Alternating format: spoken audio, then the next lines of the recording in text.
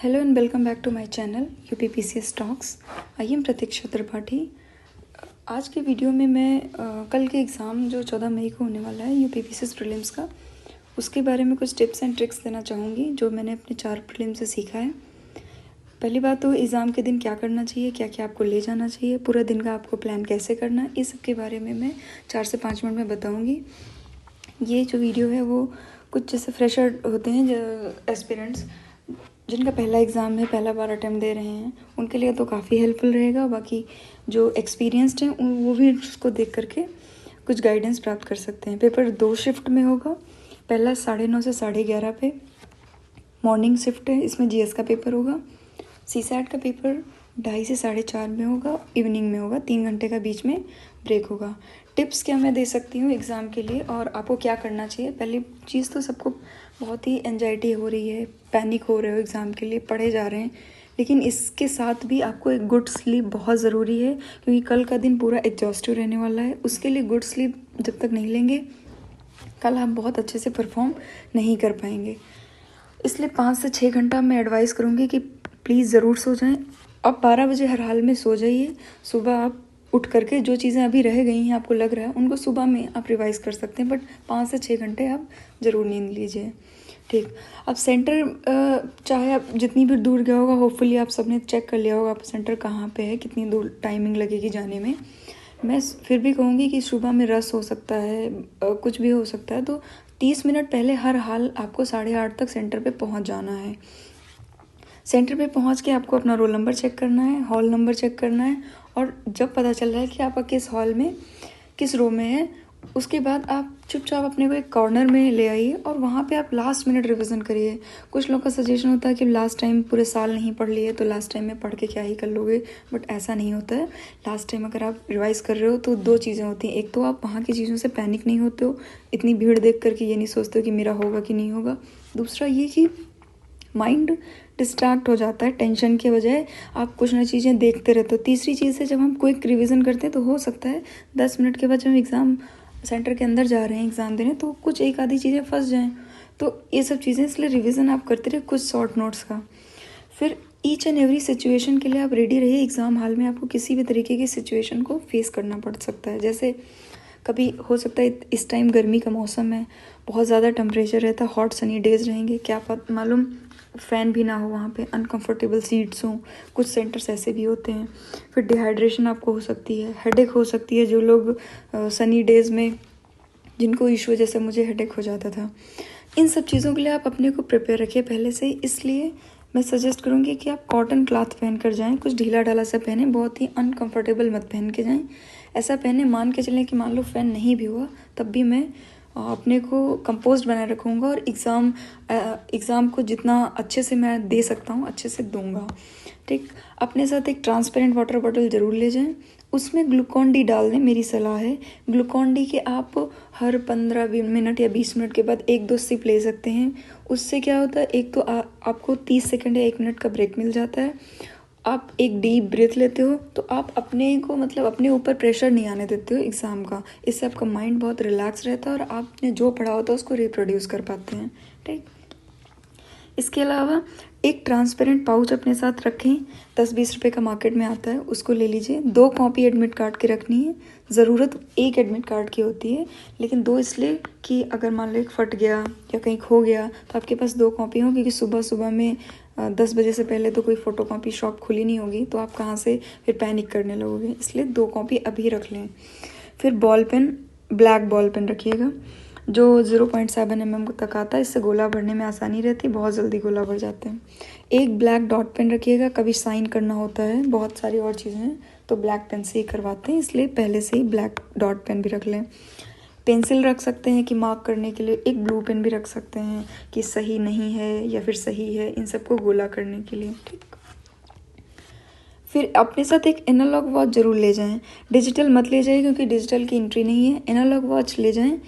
कभी कभी जैसे एग्ज़ाम हॉल के अंदर आपको वॉच नहीं मिलेगी, तो इन सब केसेस में अगर आपके पास वॉच है तो आप टाइम मैनेजमेंट कर सकते हैं आसानी से। कोई एक आईडी कार्ड ले जाएं, जैसे आधार कार्ड आप ले जा सकते हैं ओरिजिनल कॉपीज़ की।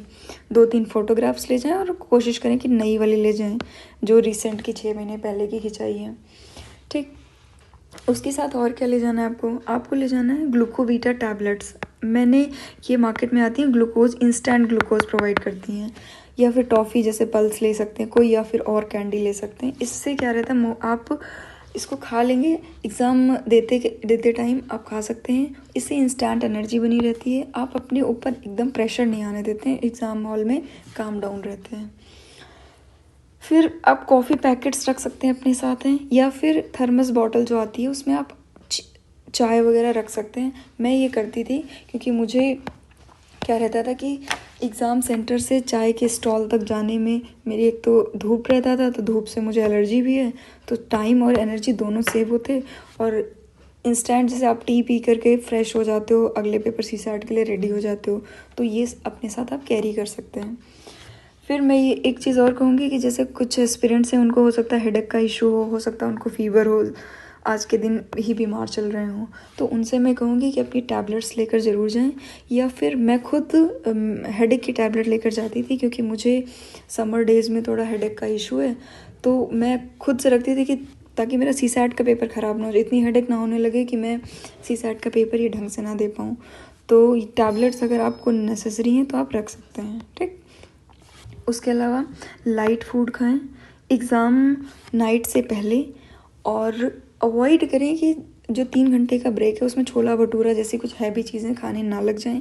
तो क्या खाना चाहिए, आप नियर बाय नींबू पानी है तो उस पी सकते हैं, जूस पी सकते हैं, शेक्स पी सकते हैं, कोकोनट वाटर पी सकते हैं, एप्पल अपने साथ ले जा सकते हैं, या फिर बनाना जैसे फ्रूट्स हैं वो आपको एनर्जी लॉन्ग टाइम तक प्रोवाइड करेंगे। चाय, कॉफ़ी, चिप्स कुछ लाइट सा लें, इससे क्या होगा, एक्टिव रहेंगे और लाइटर फील करेंगे। आपको हर हाल में अपने को एनर्जेटिक रखना है 5:30 बजे तक, जब तक आपका फाइनल डी डे ख़त्म ना हो जाए, क्योंकि आपकी परसों में जो आपने 1 साल से पिछले मेहनत की है उसका ये आज परफॉर्म करने का दिन है, तो आपको हर हाल में एक्टिव रहना है।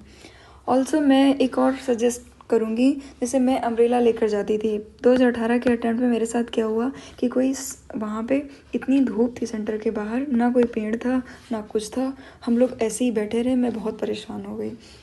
उसके बाद के सारे अटेम्प्ट्स में मैं एक छोटा सा अम्ब्रेला ज़रूर ले जाती थी, और बेडशीट साथ में, कि मान लो कभी ऐसे जगह नहीं मिली जहाँ पे आप आराम से बैठ सकते हैं, अपनी बेडशीट बिछा लीजिए और अम्ब्रेला रख सकते हैं, तो आपको छाया मिल सकती है।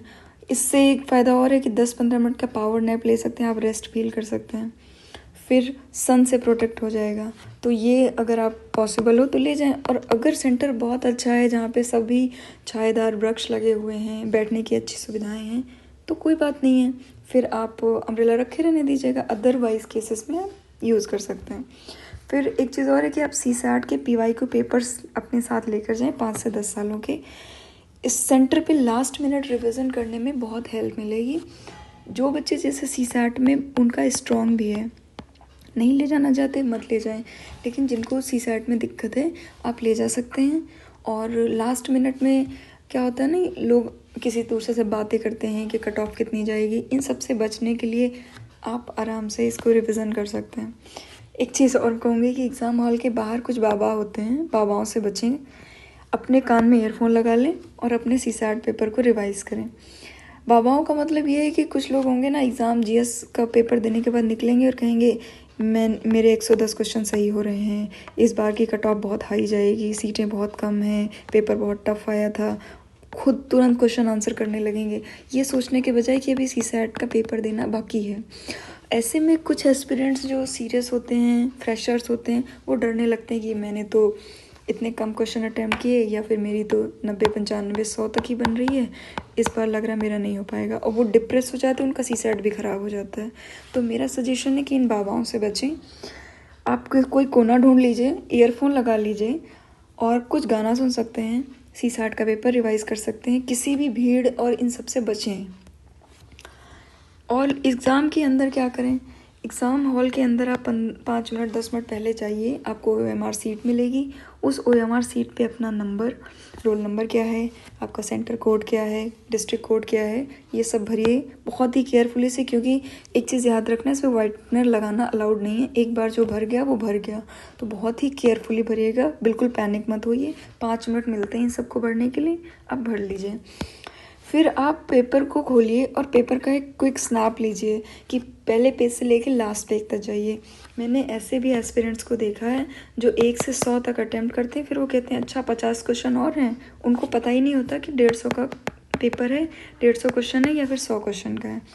तो ये सब अवॉइड करिए और एक क्विक स्नैप लीजिए। जैसे मान लीजिए कोई पेज फटा हुआ है या कोई प्रिंटेड नहीं है, इन सबको तुरंत आप वहाँ जो इन्विजिलेटर होते हैं उनसे बोल सकते हैं। इससे पेपर का आपको आइडिया लग जाता है कि पेपर टफ है कैसा नहीं, और आप कंट्रोल पेपर पे बढ़ता है, प्रेशर में नहीं आते हैं। फिर OMR भरने के लिए मैंने एक पहले भी वीडियो बनाया हुआ है और इसमें मैं उसको देख सकते हैं। और इसमें मैं ये कहूँगी कि OMR को लास्ट मिनट के लिए मत रखिए, क्योंकि कई बार आप पेपर पे सही मार्क किए थे बट OMR कायदे से नहीं भर पाते हैं, इसलिए भी फेल हो जाते हैं। तो OMR को साइड बाय साइड भरिए। जैसा मैंने बताया था कि 3 राउंड में पेपर करना है। 100% जिसमें श्योर हैं उनको एक बार पेपर पे कर लीजिए और फिर OMR में भर लीजिए, चाहे 50-60 क्वेश्चन थे। फिर जो दूसरी बार में आई है, जिनमें आप 50% श्योर हैं, उनको अटैम्प्ट करिए और उनको अटैम्प्ट करने के बाद फिर OMR में भर लीजिए। तीसरी राउंड में जिसमें आप एक एलिमिनेट कर दिए बट 3 को अभी भी ऑप्शन बचे हैं, उनको अटैम्प्ट करिए और फिर उनको OMR पे भर दीजिए। और लास्ट बार फिर से आप पूरे पेपर को चेक करिए और OMR को मिलाइए और देखिए ये कहीं ऐसा तो नहीं है कि आपने पेपर पे किसी क्वेश्चन का आंसर सही मार्क किया हुआ है बट उसको OMR में नहीं भरा है।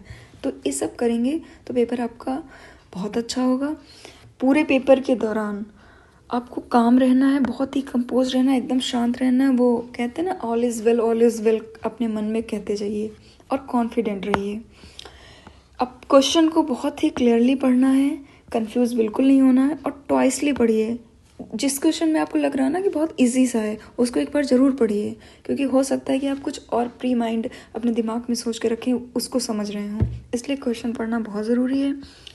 मेरी सबके साथ बहुत बेस्ट विशेज़ हैं जो भी कल का एग्ज़ाम देने जा रहे हैं। You will clear prelims this year. और सिली मिस्टेक्स मत करना, क्योंकि बच्चे इसलिए फेल नहीं होते हैं कि उनको आता नहीं है, इसलिए फेल होते हैं कि वो आता हुआ भी सही नहीं करते हैं, आता हुआ गलत कर देते हैं। सबको ऑल दी बेस्ट है, ये सब मत करना। कॉम कॉन्फिडेंट होकर के आप पेपर देंगे, आपका पेपर बहुत अच्छा होगा। जैसे किसी ने कहा है कि हिम्मत मत खोना, अभी बहुत आगे जाना है। जिन्होंने कहा था तेरे बस का नहीं, उन्हें भी करके दिखाना है। तो आप सबके करने का दिन कल आ गया है।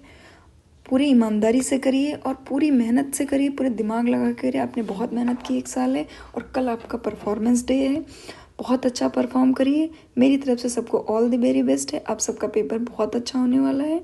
All the very best. अपने में कॉन्फिडेंस बस पूरे पेपर के दौरान बना के रखा है कि मुझे सब आता है, मैंने सब पढ़ा है और मैं हर क्वेश्चन का अच्छे तरीके से आंसर करूँगा। जो मैंने पढ़ा है उसको मैं कभी गलत नहीं करूँगा। इन्हीं शब्दों से मैं कहूँगी। ठीक है, ऑल द बेस्ट। और फिर मिलते हैं एक नई वीडियो के साथ आपके